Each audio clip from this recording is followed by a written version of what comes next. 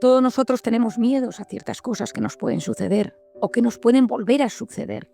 Algo que nos sucedió en la infancia, en la juventud, y que uno de repente se queda reactivado o en estado de hiperalerta por ese trauma que sucedió. Otras veces son miedos al futuro, a que nos pasen cosas malas, y ese tema del miedo nos tiene en estado de alerta mantenido.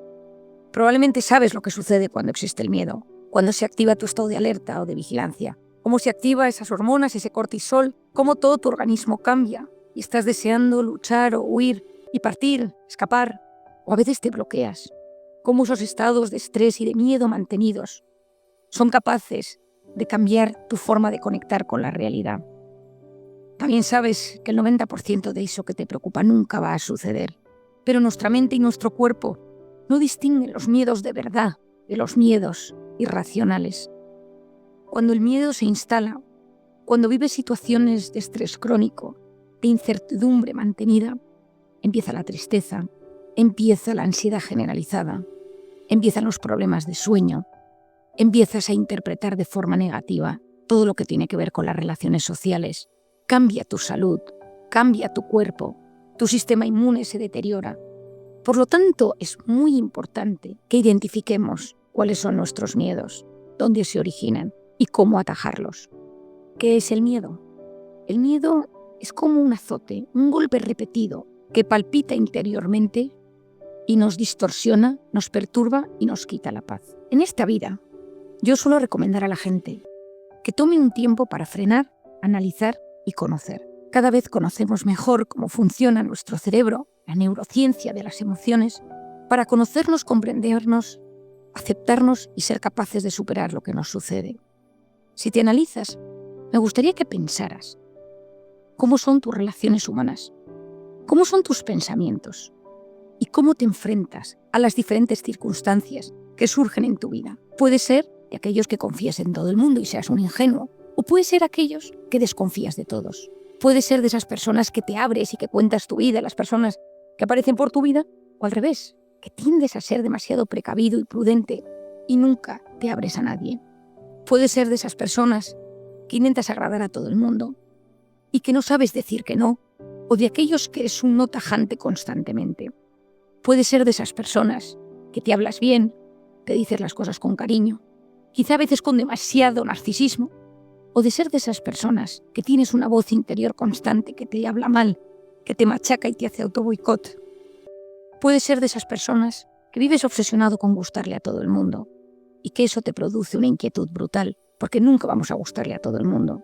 Puede ser de esas personas que evitas a toda costa los conflictos y el enfrentamiento y te escondes cuando hay conflicto, o tiendes a aceptar cosas que no deberías con tal de evitar el enfrentamiento o el conflicto. Puede ser de esas personas que te avergüenzas de ti mismo, te sientes culpable, no te gusta cómo eres y tiendes a esconderte. Puede ser de esas personas que te gusta presumir de todo y necesitas contarle a todo el mundo lo bueno que te pasa o las cosas buenas que le suceden a todos aquellos de tu entorno. O puede ser de esas personas que necesites siempre quedar por encima y que siempre se note que tú sabes más que los demás. Puede ser de esas personas que te cuesta mostrar debilidad y entonces vas con una coraza por la vida. Y en esa coraza hay antipatía, a veces hay narcisismo, a veces hay dureza a la hora de comentar las cosas que suceden. Puedes ser de esas personas que exageras las historias y las cosas para que te hagan caso, porque quieres ser durante unos instantes el centro de atención. Puedes ser de esas personas que te guste el conflicto, que te guste generarlo, que te guste discutir, que te sientas más vivo o más viva cuando hay movida en el entorno y te guste activar ese momento de distorsión en el ambiente. Puedes ser de esas personas que te gusta invadir la intimidad de los demás, ser un poco intenso y te sientes muy cómodo invadiendo esa privacidad de otros. Mientras me estás escuchando, probablemente te dirás, pues algunas cosas me pasan y otras no, en otras creo que tengo un cierto equilibrio, pero probablemente en alguna de ellas te notes especialmente identificado. Todos nosotros tenemos algunas de estas características más agudizadas debido a alguna herida que nos ha sucedido en la infancia. En estas cosas que te he presentado, algunas las tendrás más presentes y otras menos. Lo importante es que identifiques las que son más fuertes, las que perturban más tus relaciones humanas, las que te hacen entrar en problemas, las que te ponen tristes o las que te generan más angustia y ansiedad. Te voy a presentar una serie de preguntas. Intenta analizarlas. No me importa que pongas pausa para intentar responderlas cuando me estás escuchando. La primera es, ¿qué quiero evitar comportándome de este modo? Es decir, ¿qué evito teniendo esta conducta de forma constante? Alguna de las respuestas serán las frases que has escuchado anteriormente. Intenta responderlo con sinceridad. La segunda pregunta es, ¿qué tengo miedo a perder? Todos tenemos miedos a perder cosas. ¿Qué tienes miedo a perder? La tercera, ¿de qué te estás defendiendo? ¿Hay algo de lo que te defiendes? ¿De alguna persona? ¿De algún recuerdo? ¿De algún trauma? ¿De qué te estás defendiendo? La cuarta, ¿qué imagen desastrosa sale de tus pensamientos sobre ti? Todos tenemos esa imagen horrible que nos surge de vez en cuando sobre nosotros mismos. Que nos pillen en algo, que nos vean, que nos humillen, que todos tenemos. ¿Cuál es la tuya? En esos momentos que estás angustiado, agotado, triste, solo, ¿cuál es esa imagen desastrosa? Me quedo solo, me abandonan. Identifícala. En definitiva, quinta pregunta, ¿cuál es tu miedo? ¿Dónde se origina tu miedo? No olvides que una persona con cierta madurez y con cierto equilibrio de su personalidad, no olvidemos que siempre estamos en constante avance y desarrollo madurativo, emocional y cognitivo, pero una persona equilibrada tiene los miedos justos. Una persona inestable, una persona herida, una persona inmadura tiene grandes miedos que le bloquean y le impiden conectar de forma sana con su presente. Muchas veces, cuando tenemos miedos, nos planteamos delante del miedo de dos maneras. Una es un choque directo. ¿Me da miedo el fuego? Pues entonces tengo que ponerme a encender cerillas constantemente. Nos enfrentamos a los miedos de forma tan directa que lo que sufrimos es un mayor bloqueo y nuestros miedos se incrementan. Estoy acordándome del caso de una paciente que tuvo un abuso sexual en la infancia.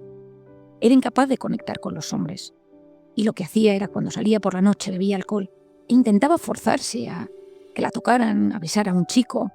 Incluso en alguna ocasión acabó manteniendo relaciones sexuales porque ella se forzaba para superar el trauma. Lo que sucedió fue que ese trauma se incrementó porque era incapaz de integrar de forma sana la sexualidad en su vida. En otros casos, lo que hacemos es evitar a toda costa ese miedo. Si me da miedo las agujas, jamás me hago pruebas médicas. Si me da miedo las alturas, no subo jamás en un ascensor a un edificio alto. Si me da miedo volar, no cojo un avión.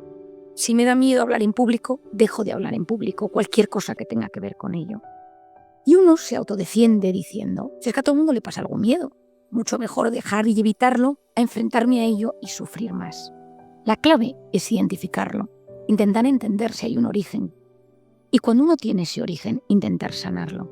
A veces hay que hacer una aproximación progresiva, uno lo puede hacer solo, pero otras veces es necesario un profesional que te ayude a erradicar los miedos. Hay miedos directos que uno sabe ponerle nombre y apellido, y hay miedos difusos, donde uno nota que son circunstancias sociales, personales, afectivas, mucho más difíciles de identificar en forma de palabras y de describirlo de forma clara. El miedo lo que hace es que no interpretas la realidad como es. Esto es clave. Me habrás escuchado probablemente en alguna ocasión decir, la felicidad no es lo que nos pasa, sino cómo interpretamos lo que nos pasa.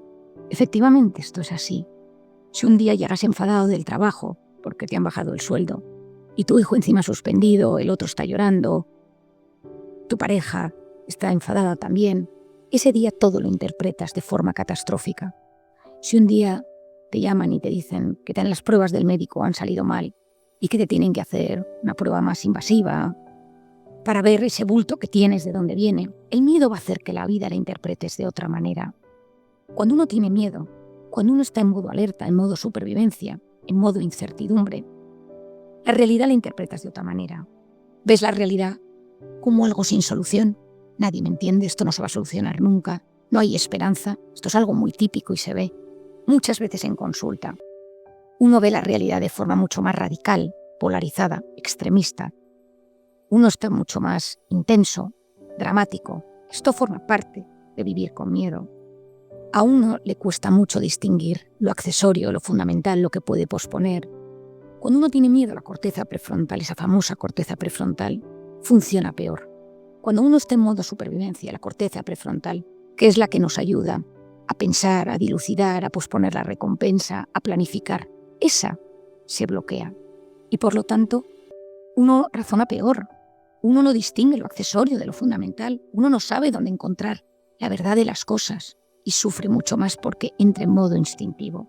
Cuando uno vive con miedo, con incertidumbre, los pensamientos negativos, obsesivos, rumiativos se instalan en nuestra mente. Y parece que somos incapaces de ilusionarnos, somos incapaces de hablar de cosas que nos alegren la vida. Cuando uno tiene miedo, esa interpretación de las cosas afecta a cómo nos relacionamos con los demás. Porque cuando nosotros nos hablamos desde el miedo, interpretamos que las personas nos están hablando mal. Esto es curiosísimo, son estudios publicados hace poco tiempo. Cuando uno tiene una voz constantemente negativa, que tiene que ver con el miedo, con el estrés, con la ansiedad, con la incertidumbre, uno percibe que las personas le tratan peor. Haz un análisis si últimamente consideras que la gente en tu entorno no te trata como te gustaría. Piensa si tú estás pasando un proceso negativo, si te has instalado en el miedo, en la incertidumbre, si estás atravesando un momento de gran angustia o de ansiedad. Y así entenderás que tu interpretación no está siendo la adecuada. Si te gustó el video, dale me gusta y compártelo con tus amigos.